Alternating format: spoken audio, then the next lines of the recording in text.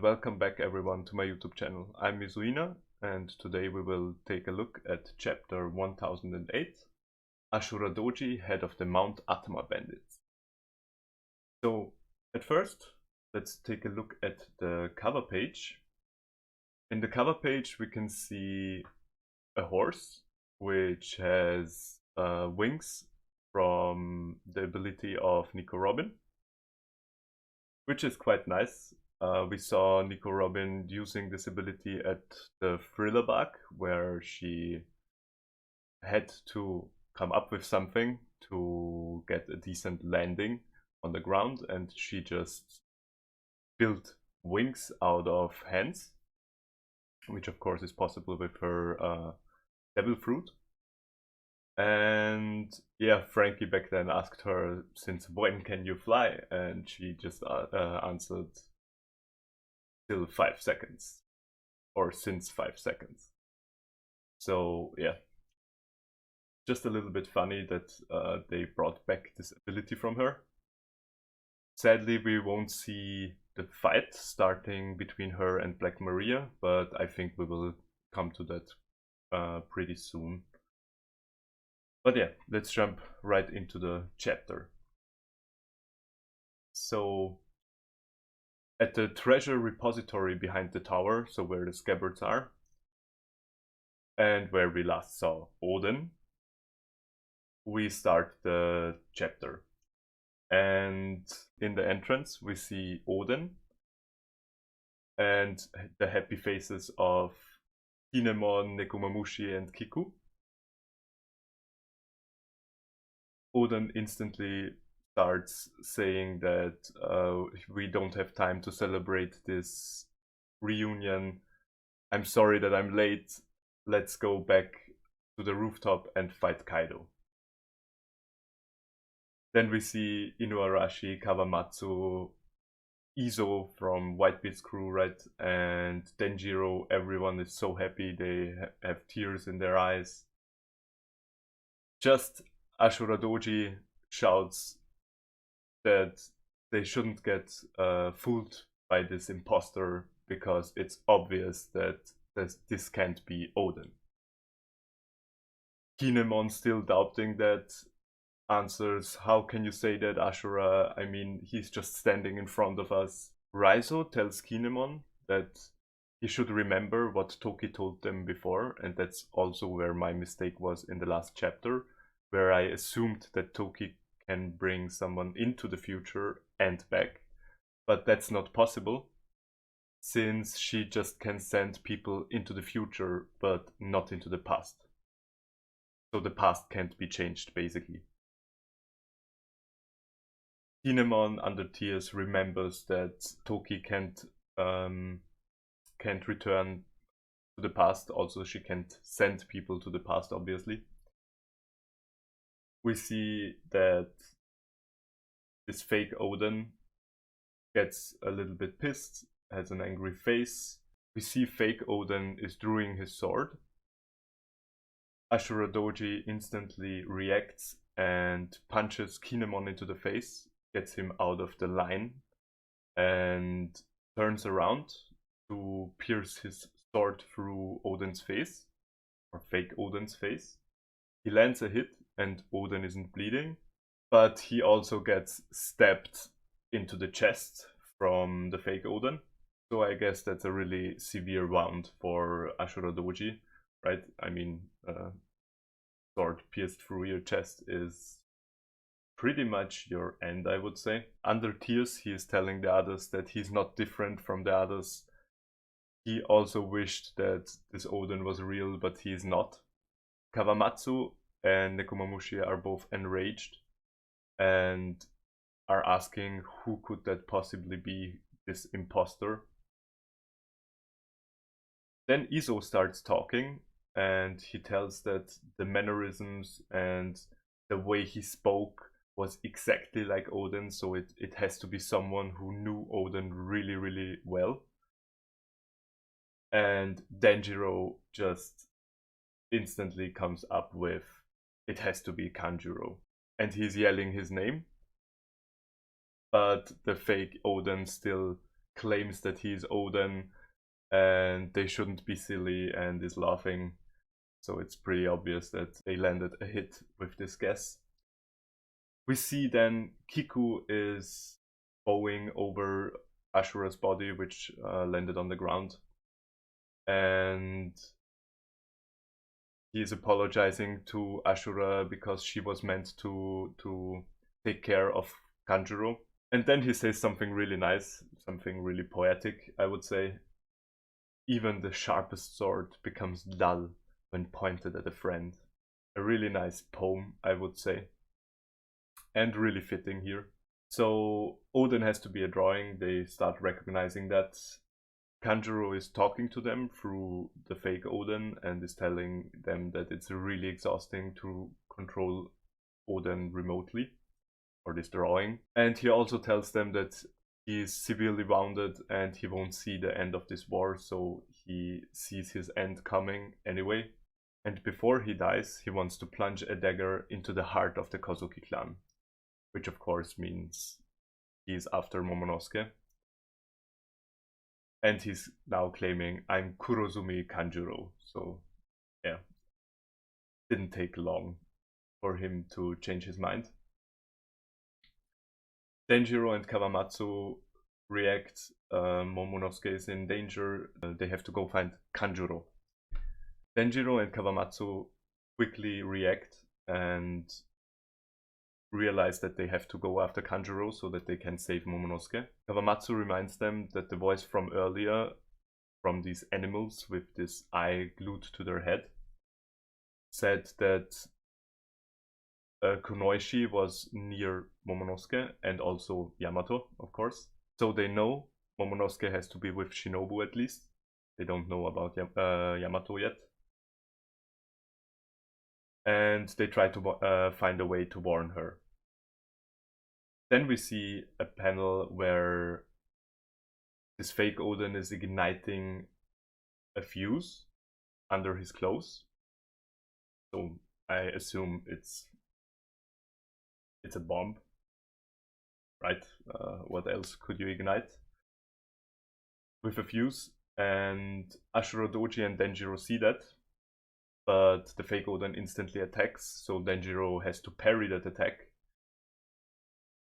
Then we see a short panel from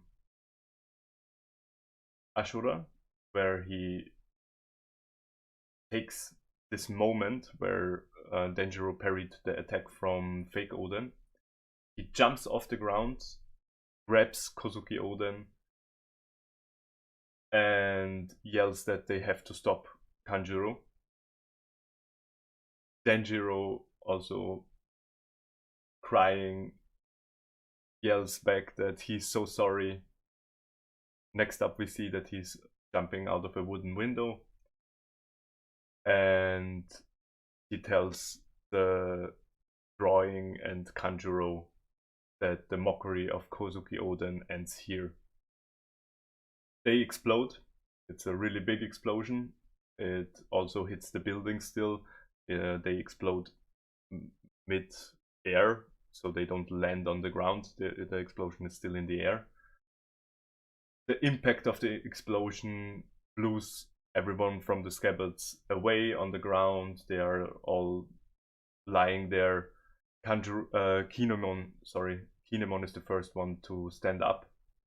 He's looking out of the window and he sees Ashura's body. They know he's dead. So Kanjuro is really enraged. He jumps away. He's going right after Kanjuro. He don't even know where he is, but he started running, let's say. And hopefully he will find him. And next up we see Kanjuro. He seems pretty happy and he is talking to himself. He says that that's a fitting end for his lifelong performance, using the Kozuki to defeat the Kozuki clan. We got a lot of shit going on in One Piece, right? But that's maybe a new height we reached with his performance, let's say. Because he was it's similar if like Nami would now tell everybody that he's part, or sorry, she is part of the Beast Pirates, and she was just a spy the whole time. Just that he did that for even a longer time period. So it's maybe even worse. And he knew about all the rebellion, all of the rebellion, and he informed Orochi permanently since they arrived in the timeline here. So right about when they wanted to leave, the Scabbards wanted to leave the room, Jack appears, and Jack is of course wounded already. He fought on the rooftop. He also fought against the commanders of Inuarashi, right, which were guarding the door. So he defeated them, and Inuarashi stands up. He tells the others that he's facing Jack and they should just go ahead and rescue Momo or save Momo. And yeah, they have a little chit chat where Jack is telling Inuarashi that there is no moonlight in here, so he has an advantage. And Inuarashi just replies that, funny, I was just thinking there's no poisonous gas either, which he used, of course, on Zou to defeat all of the minks. Then we cut away. We see the castle is partly on fire. We see in the shadows someone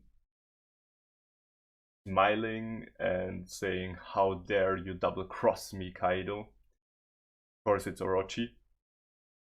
He has a big panel where he's telling that he will roast everybody to death, he will slaughter everyone, and there's no escape because the island is in the sky, right? So you couldn't escape. How would you? Maybe some people could, like Sanji can use his moonwalk, right? But overall, a lot of people would die in a big fire. We also see in the background the guy from the Oniwabanshu with the long head and the long ears. He's called Kokorokuju. No, he's called Fukurokuju, sorry. And he's killing someone who just wanted to yell Orochi's name. So then we cut away from there as well. We see Yamato, Shinobu, and Momonosuke running again. Momonosuke is back into his normal form and hiding under Yamato's clothes again. He's telling them that he can't control the dragon form yet, and when he gets anxious, he just turns into a dragon without him wanting that. Then we see Yamato is wondering if Luffy is okay, and she would like to help him out on the rooftop, and she's wondering how the fight is going. And Momo is telling that Luffy is worn out, but he is highly spirited as ever, where Shinobu reacts, firstly, that's a relief, but then she realizes how the hell would he know how Luffy is doing, right? So my thoughts about this are that since his fruit is a copy of Kaido's fruit, that probably they are linked in some way. Like when he's turning into a dragon, he probably is connected to Kaido's vision or Kaido's mind. It would be a little bit overpowered if it would be Kaido's mind, because of course reading the mind of an emperor would be insanely powerful in a fight. But I think he's connected to his vision, or maybe it's just because it's a fake fruit. I'm not sure where Oda is going with that, but I think we will get to know in the next few chapters. So we cut away to the last scene of this chapter, and we're on the rooftop again. Ruffy's just turned back to his normal form, so he's not exhausted anymore. And he can use Haki again. We then see a panel from all the people from the worst generation, besides Luffy. We have Zoro, we have Kid, we have Killer, and Trafalgar Law. And they are chatting with each other. Zoro is just asking, how do we actually win against these monsters? Kid is saying that none of their attacks are working. Then we see Luffy, and he is trying to encourage them, and he's saying that they are definitely working. They have to feel something. They hit them so many times. It has to have an effect, right? So he's also telling them that they are humans just like us. He tries to leap then, and gets forced back by, I guess, one of the emperors. We don't see what really happens, but he's just smashed back into some rocks in the background. We see that Zoro is telling him he should look before he leaps, but I don't know what he could possibly hit while he was leaping. We can't really see what's going on there. But I'm sure we will see, of course, in the anime somewhere in the future.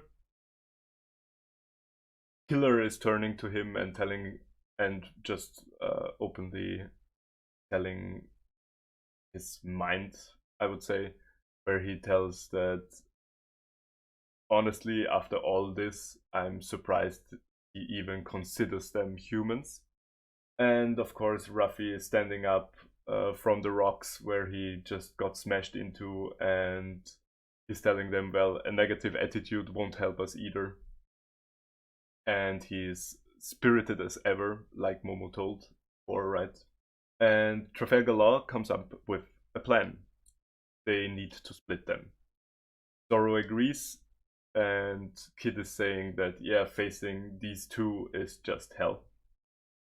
So we see a big panel of Big Mom and Kaido, and Kaido is in his hybrid form. I have to say, it looks nice, yeah, but it's a little bit underwhelming. He has a little bit of the dragon skin, like on his shoulders, on his chest, and his arms, also in his face. He has a few horns more, like he had these big horns sideways. Now he has some on the top and little ones on the sides as well. And he has his long mustache from his dragon form. And yeah, that's pretty much it. It's not that...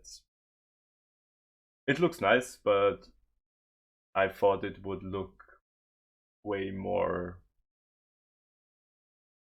I don't know, exotic. But yeah, we see both of the emperors there.